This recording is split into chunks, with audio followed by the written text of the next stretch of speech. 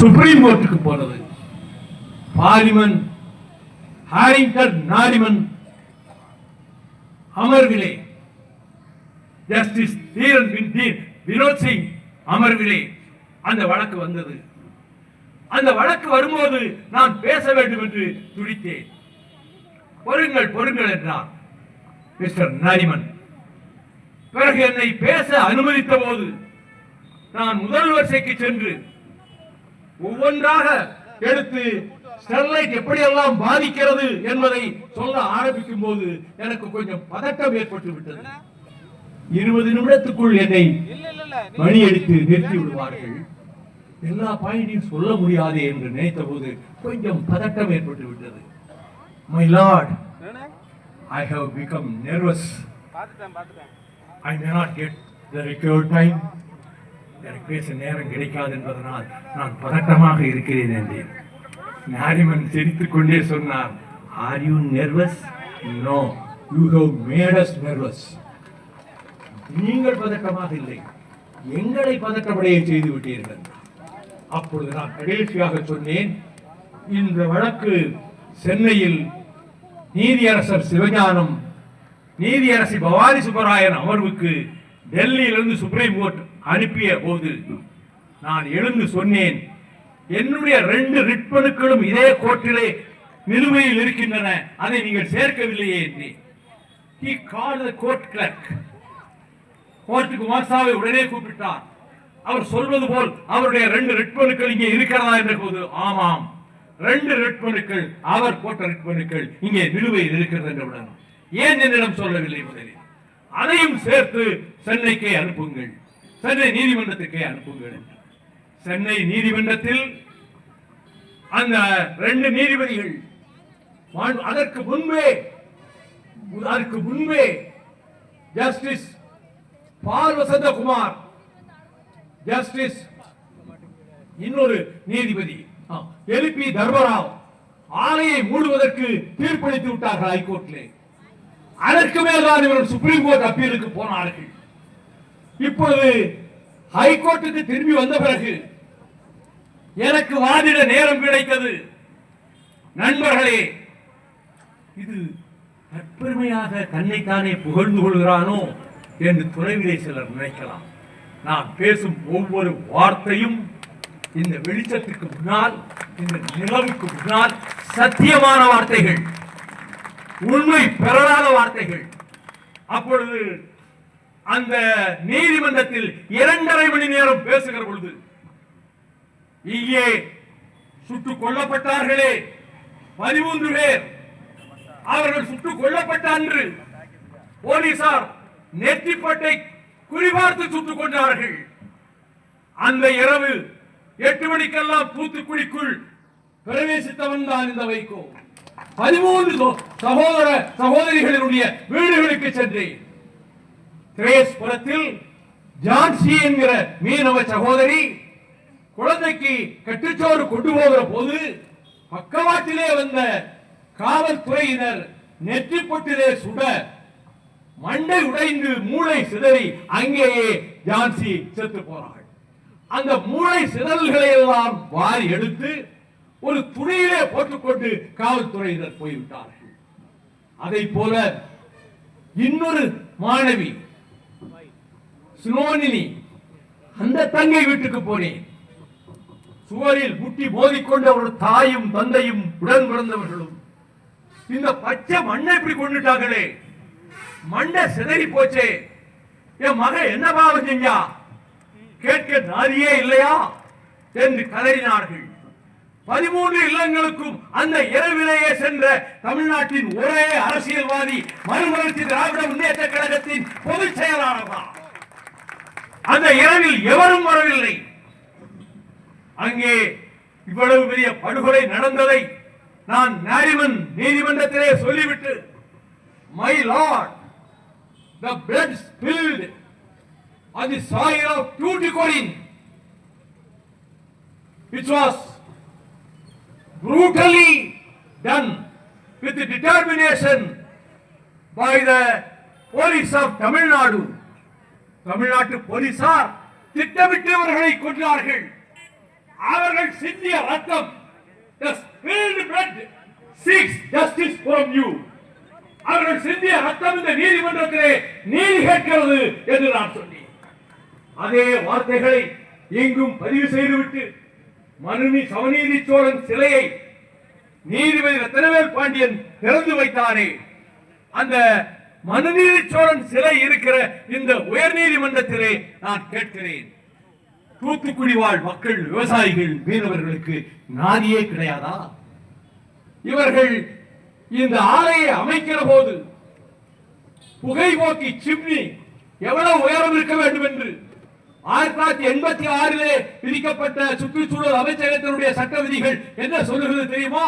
They have given a formula.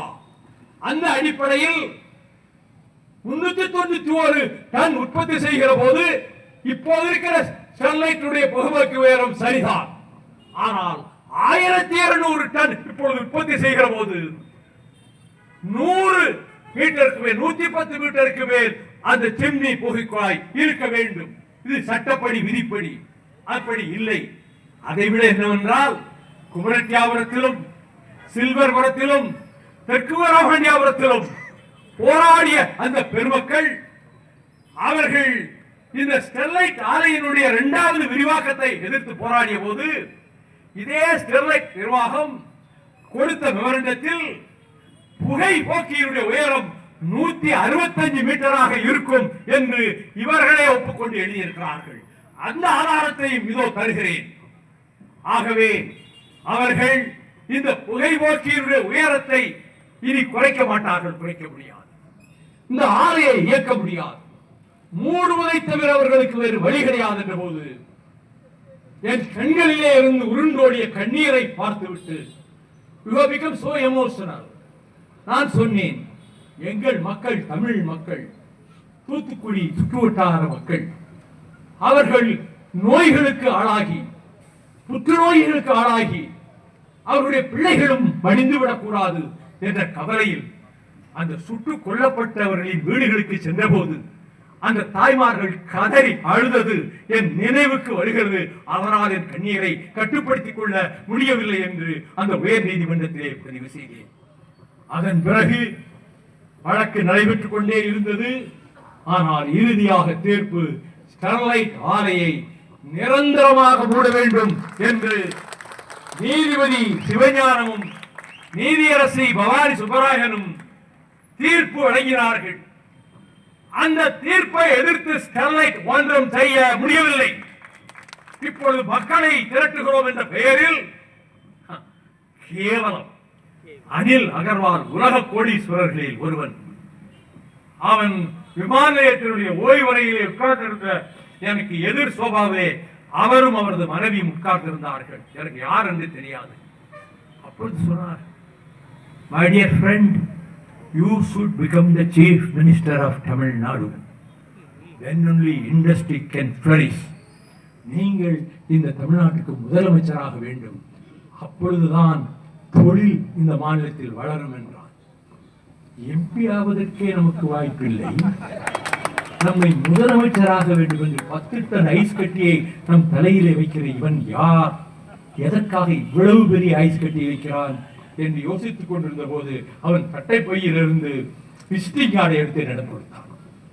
அப்படி பார்த்தேன், Anil Agarwal, chairman cum managing director, Sterlite Industries Vedanta group. ஓ, நீதானா அந்த அகர்வால்? அதுக்குத்தான் இந்த பெரிய ஐஸ் கட்டியை வைத்தாயா? நேற்று கொண்டு பொழுதே 2 minutes பிளீஸ், கொஞ்சம் சுவரோரம் வாருங்கள், 2 நிமிடம் என்றான். நான் எழுந்து சென்றேன். சுவர் ஓரத்தில் நின்று கொண்டு, எங்கு வர சொன்னாலும் நான் வருகிறேன், 15 நிமிடம் எனக்கு நேரம் ஒதுக்குங்கள், ஸ்டெர்லைட்டை பற்றி ஒரு தவறான அபிப்பிராயத்தை கொண்டிருக்கிறீர்கள். Mister Agarwal, I will never meet you. உன்னை என்றைக்கும் நான் சந்திக்க மாட்டேன். உலகத்தில் நீ பல பேரை விலைபேசி வாங்கியிருக்கலாம், இந்த வைகோவை விலைபேசி வாங்க முடியாது. கோர்ட்டிலே இருக்கிறோம் அல்லவா, அங்கே பார்ப்போம், அங்கே மோதிக்கொள்வோம் என்று சொல்லிவிட்டு நான் போய்விட்டேன். 3 நாள் கழித்து டெல்லியிலிருந்து எனக்கு அலைபேசியிலே அழைப்பு வந்தது. இந்தியாவின் முதன்மை வழக்கறிஞர், the attorney general of India mister G Ramaswamy என்னை அலைபேசியிலே அழைத்தார். என் தொலைபேசிக்கு, ஆபீஸ் தொலைபேசிக்கு, தாயகத்துக்கு. நான் அட்டர்னி ஜெனரல் ஜி ராமசாமி பேசுகிறேன். நான் உடனே வணக்கம் என்னையா என்றேன். உங்களை அவசரமாக நான் சந்திக்க வேண்டியிருக்கிறது. நாளை 11 மணிக்கு நான் சென்னை வருகிறேன். உங்கள் அலுவலகத்திலே வந்து பார்க்க நீங்கள் அங்கே இருப்பீர்களா என்று கேட்டார். Yes, of course. You may come. நான் இருக்கிறேன் என்று மறுநாள் 11 மணிக்கு தாயகத்தில் அறையில் நாற்காலி உட்கார்ந்திருக்கிறேன். Attorney general mister G Rao அங்கே வந்தார். நான் எழுந்து நின்று கும்பிட்டேன். ஐயா உட்காருங்கள், தேநீர் சாப்பிடுகிறீர்களா என்று கேட்டேன். ஓகே என்றார். நான் உடனே தேநீரை கொண்டு வர சொல்லி அவரிடம் பருக கொடுத்து விட்டு, என்ன விஷயமாக இவ்வளவு அவசரமாக என்னை பார்க்க வந்திருக்கிறீர்கள்? இந்தியாவினுடைய முதன்மை வக்கீல், நீங்கள் ஸ்டெர்லைட்டை பற்றி ஒரு தப்பு அபிப்பிராயம் வைத்திருக்கிறீர்கள். அதனுடைய உரிமையாளர் அனில் அகர்வால் உங்களை ஒரு 15 நிமிடம் சந்திக்க வேண்டும் என்று விரும்புகிறார். என்றைக்கு எந்த இடத்துக்கு வர வேண்டும் என்று சொல்கிறீர்களோ அங்கே அகர்வால் வருவார் என்று சொன்னவுடன், mister GR, you have come to wrong place. ரொம்ப தப்பான இடத்துக்கு வந்திருக்கீங்க. I will never meet that Agarwal. நீங்க இவ்வளவு சிரமப்பட்டு டெல்லியிலிருந்து இதற்கு வர வேண்டியதில்லை. நீங்கள் உங்கள் நேரத்தை வீணாக்க வேண்டாம், என்னுடைய நேரத்தையும் நீங்கள் வீணாக்க வேண்டாம். நீங்கள் விரைவில் விடைபெற்றுக் கொள்வது நல்லது என்றேன். முகத்தை தொங்க போட்டுக் கொண்டவராக அட்டர்னி ஜெனரல் எழுந்து வெளியே சென்றார். இதுவும் நடந்தது. இதையும் நான் பதிவு செய்திருக்கிறேன். இத்தனை முயற்சிகளை மேற்கொண்டவர் ஏன் சாதாரண மக்களை, அன்றாடங்காட்சிகளை 4 ஏக்கர் 5 ஏக்கர் விவசாயம் வைத்துக் கொண்டு நல்ல வருமானமின்றி கைக்கும் வாய்க்கும் எட்டவில்லை என்று கவலைப்படுகிற வேளாண் பெருங்குடி மக்களை அலைகடலில் பயணம் செய்கிற போது திரும்பி வந்தால்தான் உயிரோடு, இல்லையே கடலிலேயே மரணம் என்று போராடி கொண்டிருக்கிற மீனவர்களை, தொழிலாளர் தோழர்களை ஆசை ஊட்டி நேசமுடன் இருப்பதாக காட்டி கரன்சி நோட்டு கட்டுக்களை வாரி இறைத்து இந்த தூத்துக்குடியிலே நாள் தவறாமல் போராட்டம். தூத்துக்குடி மண்ணே, வீர சிதம்பரம் உலவிய பூமியே, உலகத்தில் எதற்கும் அஞ்சாத மாவீரனாக ஒருவன் இருக்கிறான். அவன்தான் திராவிடத்தின் சேனாதிபதி கே சாமி என்று தந்தை பெரியாரால் பாராட்டப்பட்டவன். அவன் 8 துண்டுகளாக வெட்டி நடுவிசையிலே கொலை செய்யப்பட்ட போது அறிஞர் அண்ணா தலையில் அடித்துக் கொண்டு, மாவீரனே, தென்பாண்டி கடல் முத்தே, நீ சென்று விட்டாயா எங்களை விட்டு என்ற அண்ணா கதறி கதறி அழ, கலைஞர் அவர்கள் கண்ணீர் காவியம் தீட்ட, அந்த கே சாமி உதிரம் துளிகள் சிந்திய இந்த மண்ணில், தூத்துக்குடி பூமியே, சுற்று வட்டாரத்து மக்களே, உங்களை மன்றாடி கேட்கிறேன். எனக்காக அல்ல, நான் பெயர் பெறுவதற்காக அல்ல. நான் என்ன பெயரை புதிதாக பெற்றுவிடப் போகிறேன்? என் வாழ்க்கையின் அந்திம காலத்திலே நான் இருக்கிறேன். உங்களை கையெடுத்து கும்பிட்டு கேட்கிறேன், இடம் கொடுத்து விடாதீர்கள். ஸ்டெர்லைட்டை நுழைவதற்கு இடம் கொடுத்து விடாதீர்கள். தனிப்பட்ட சுயநலம் எதுவும் எனக்கு இல்லை. ஆனால் இந்த பூமியும் இதை சுற்றி இருக்கிற 40 தொலைவும் பாழாகி போகுமே. அதாவது கடற்கரையிலிருந்து 25 கிலோமீட்டருக்கு அப்பால் தான் தொழிற்சாலை அமைக்க வேண்டும் என்று சுற்றுப்புற சூழல் சட்ட விதிகள் சொல்லுகிறது. ஆனால் இங்கே இருக்கக்கூடிய வான்தீவு, கசரம், அதை போல தீவு, தீவுகள் எல்லாம் 8 கிலோமீட்டர் 9 கிலோமீட்டர்ல இருக்கிறது கடற்கரையில் இருந்து.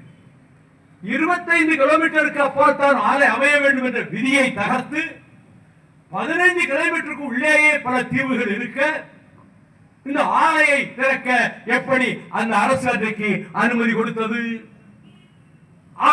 இன்னும் சொல்லுவேன், இந்த தீவுகள் மட்டுமல்ல, ஆலையில் 250 மீட்டர் அகலத்துக்கு கிரீன் பெல்ட் பசுமை அடர்த்தி அமைக்கப்பட வேண்டும் என்றிருந்த அந்த விதியை தளர்த்தி ஒரே வாரத்தில் அமைச்சரவை அணுகி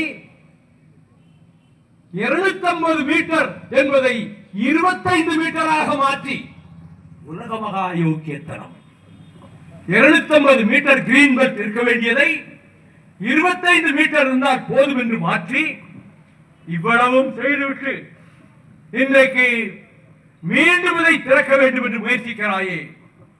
இந்த தமிழகம், இந்த வீர பூமி, இந்த தியாக பூமி அதை அனுமதிக்க கூடாது. எனக்காக நான் கேட்கவில்லை. இதனால் எனக்கு என்ன, நான் இதம் ஆதாயம் தேடுகிறேனா? இல்லை, நான் பெரியாரின் கொள்கை வழிவந்தவன். I am a real Periyarist. நான் அறிஞர் அண்ணா வழிவந்தவன். அண்ணாவினுடைய தம்பிமார்களில் ஒருவன். முத்தமிழ் அறிஞர் டாக்டர் கலைஞர் அவர்களால் 25 ஆண்டுகள் வார்ப்பிக்கப்பட்டவன். I was molded by doctor Kalaignar. இன்றைக்கு திராவிட மாடல் அரசு நடத்துகிற ஆர்வீர் சகோதரர் மாண்புமிகு தளபதி ஸ்டாலினுடைய ஆட்சி எல்லா தரப்பினராலும் போற்றப்படுகிற, மதிக்கப்படுகிற, புகழப்படுகிற அந்த ஆட்சி மற்ற மாநிலங்கள் எல்லாம் நாம் தமிழ்நாட்டை பின்பற்ற வேண்டும் என்ற முடிவுக்கு வருகிற அளவுக்கு சீரிய நிர்வாகத்தை தருகிற, எல்லா தரப்பினருக்கும் கட்சி வித்தியாசம் பார்க்காமல், ஜாதி மத வேறுபாடு பார்க்காமல் நல்லாட்சி நடத்தி கொண்டிருக்கின்ற தளபதி ஸ்டாலின் அவர்களினுடைய ஆட்சி 2026 தேர்தலுக்கு பின்னரும் அந்த ஆட்சியே தமிழகத்திலே மலரும், மலர வேண்டும். நம்முடைய தோழர்களுக்கு சொல்வேன், நாம் எங்கே எந்த கூட்டணியில் இருந்தாலும் நன்றி விசுவாசத்தோடு உழைப்பவர்கள். அதில் 1000 கட்டுக்கதைகளை, 1000 பொய் செய்தி